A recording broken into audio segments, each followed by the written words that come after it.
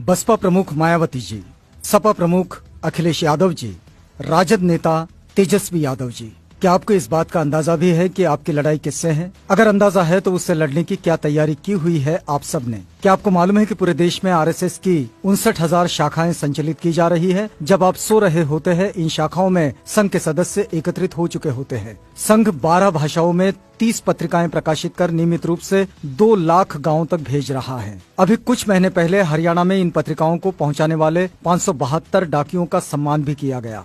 संघ ने विगत 2 सालों में नारद जयंती पर अलग अलग जगहों पर कार्यक्रम कर 2000 से ज्यादा पत्रकारों को सम्मानित किया। और आपने क्या किया? ब्लॉगर्स और स्तंभ लेखकों के साथ संघ की निरंतर बैठकें होती रहती है, जिसमें ब्लॉगर्स और स्तंभ लेखकों को सम्मानित किया जाता है। और आप लोग क्या करते हैं? अब आप बताइए कि संघ के मुकाबले बराबर आपके पास कौन सा तंत्र है? सिर्फ और सिर्फ 4 चाटुकार और दलाल टाइप के लोगों के अलावा। आप तो शूद्र समाज को भी, यानी कि ओबीसी, एससी, एसटी, माइनॉरिटीज को भी ऑर्गेनाइज और यूनाइट नहीं कर पाए। जरा देखिए संघ ने और क्या क्या किया है।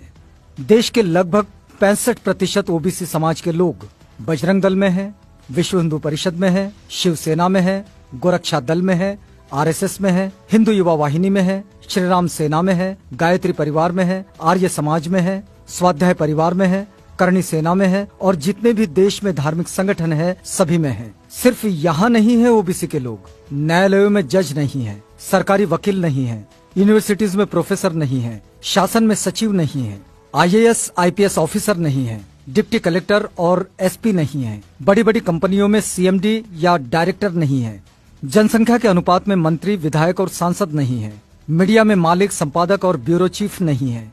भारत में एक भी बड़ा बिजनेसमैन ओबीसी का नहीं है। मनुस्मृति की वापसी रोक सके तो रोक लें।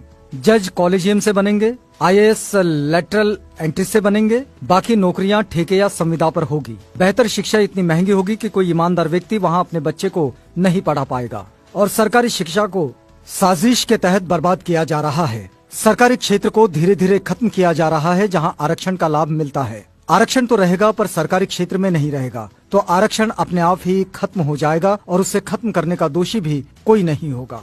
एससी, एसटी, ओबीसी को प्रतिनिधित्व विहीन किया जाएगा, उन्हें उनके जातिगत पेशों पर लौटने के लिए मजबूर किया जाएगा। ये नौबत इसलिए आई है कि एससी, एसटी, ओबीसी के लोगों ने महज पेट भरने की नौकरियां की। एससी, एसटी, ओबीसी के जिन लोगों ने, यानी कि जिन महापुरुषों ने 1848 से 1956 तक 108 वर्ष के कठिन संघर्ष की बदौलत मिले शिक्षा, नौकरी एवं राजनीति के अधिकारों का लाभ लिया, उन्होंने अपना समय, बुद्धि, पैसा, हुनर का सिर्फ और सिर्फ व्यक्तिगत फायदे के लिए उपयोग और प्रयोग किया। पे बैक टू सोसाइटी नहीं किया। संविधान बचाओ क्रांति को फैलाओ पूरे देश में, लोग अपने आप जुड़ते चले जाएंगे। नेताओं की ये पहली और नैतिक जिम्मेदारी है, क्योंकि समय बहुत कम बचा है। असगर ने एससी, एसटी, ओबीसी को निगलना शुरू कर दिया है। अगला नंबर किसका है, इस विषय पे चिंता कीजिए।